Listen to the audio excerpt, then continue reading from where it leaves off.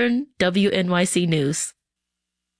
Support for WNYC comes from Pace University. Pace is committed to helping people go further with programs in environmental law, finance, nursing, and the performing arts in New York City, Westchester County, and online. Learn more at gogetters.pace.edu. At home or out and about, you're never too far from your mobile phone, which means you're never too far from WNYC. Live stream your favorite shows anytime. Just go to your browser and type in WNYC.org. Are you a WNYC monthly sustaining donor? Thank you. We know your membership is important to you, and it's important to WNYC. If your credit card was recently reissued, please take a moment to update your information online at wnyc.org/update or give us a call at 888-376-WNYC. Better yet, use your checking account and you won't have to worry about expired or replaced cards again. And thank you for helping WNYC thrive. Marketplace Morning Report is coming up next, and then in 10 minutes at 9 o'clock, it's the BBC NewsHour on WNYC. Let's check in with London and see what they're working on. Hello, London. Good morning, WNYC. I'm Paul Henley. On today's NewsHour, increased calls to restrict arms sales to Israel following the deaths of foreign aid workers. And why did President Biden tell NASA to set up a time zone for the moon? BBC NewsHour coming up at 9 on WNYC.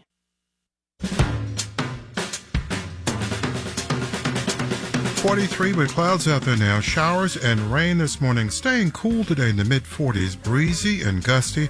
Rain and maybe an overnight thunderstorm. Mid-40s for a low. Breezy and gusty once again. And then tomorrow, rain likely, mostly cloudy and 50. Friday with a slim chance of afternoon showers. Sunshine in 51. Again, 43 with clouds. A coastal flood warning for the Jersey Shore.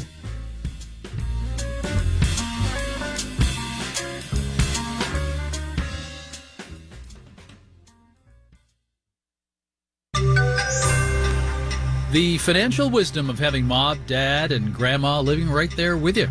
Marketplace Morning Report is supported by Twilio Segment. Segment helps every team access good data that's real-time, clean, and accurate. The result is relevant customer experiences that drive real revenue. Segment.com. And by Schwab. Schwab offers investors choices like full-service wealth management, self-directed investing options, and trading on Thinkorswim. More at Schwab.com. I'm David Brancaccio in New York. First, at least 9 people have died in Taiwan after the 7.4 magnitude earthquake hit during the Wednesday morning rush hour, followed by many aftershocks, including at least 2 intense ones. Taiwan is a major producer of advanced semiconductor chips for the world. Marketplace's Nova Safo has that. Taiwan Semiconductor Manufacturing Corporation said it evacuated some of its fabrication plants on the island after the earthquake struck, but some employees have begun returning to work. The company said its safety systems were operating. TSMC is the world's biggest semiconductor chip manufacturer. It supplies companies such as Apple and Nvidia, which is having a moment thanks to an artificial intelligence boom. Taiwan manufactures nearly all of the world's most advanced chips, and the production of such chips is highly sensitive. Vibrations and shutdowns could lead to major setbacks. While the country has strong building codes, there were some images of serious damage coming out of the island. And that again puts focus on the concentration of advanced chip production in Taiwan and in South Korea. That concentration became a weak link in the global supply chain during the COVID pandemic. 2 years ago, Washington enacted the $50 billion CHIPS and Science Act to increase advanced chip production in the U.S., something that's taking longer than previously anticipated. I'm Nova Safo for Marketplace. The private sector prequel to the big jobs report came out this morning, and it showed things much stronger than expected. The ADP payroll calculation for March showed 184,000 more people getting paychecks. That's the fastest jump since last summer. The official hiring and unemployment reports for March come out on Friday. S&P futures are down 0.2%. NASDAQ futures down 0.3%. The 10-year interest rate up 4.39%. Marketplace Morning Report is supported by Progressive Insurance, helping protect a wide variety of small businesses with over 30 customizable coverage options to choose from. It's small business protection that won't break the bank. Online quotes available at progressivecommercial.com. And by C3 Generative AI, verified, traceable answers, secure, hallucination-free, LLM-agnostic, IP liability-free. Learn more at c3.ai. And by Disney, announcing that Disney will host its annual meeting of shareholders on April 3rd with a board of directors election. Learn more about voting at votedisney.com. Now to Living Together, the Wealth Generations, with Marketplace's senior economics contributor Chris Farrell. In the 1800s, adult kids, parents, maybe grandparents living under the roof, same roof, was the norm. A century later, multi-generational living became the exception. But in more recent decades, without much attention, more people have realized that multiple generations living together can be financially smart and emotionally rewarding. Here's Chris. From the 1950s into the 1980s, America evolved into an age-segregated society. Mark Friedman is the founder of Cogenerate, an enterprise that bridges the divides between generations. We went from being one of the most age-integrated societies in the world to arguably the most age-segregated, what some people have described as a state of age apartheid. And housing has played a critical role in that transformation. Several forces contributed to the decline in multi-generational living arrangements. Among them, the post-World War II rise in suburbia and the ideal of the two-generation nuclear family, new job opportunities for restless workers willing to move, fewer immigrants, and the rise of retirement communities and senior housing.